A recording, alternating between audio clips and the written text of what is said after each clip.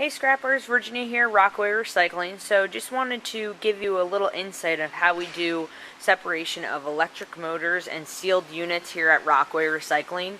You can see here we have two different bins, one with electric motors here and one with sealed units. The reason we keep them separate is because we price them completely different.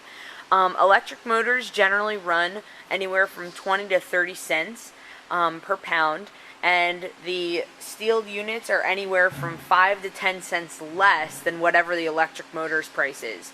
That's mainly due to the steel outer casing that you can see that envelops the entire sealed unit, so that makes the sealed units a little bit less when they're going to be weighed at the scale here at Rockaway Recycling. So when you come by, just make sure to keep them separate, and that way you're going to get paid the right price and you're going to be able to make the most money from your sealed units and electric motors.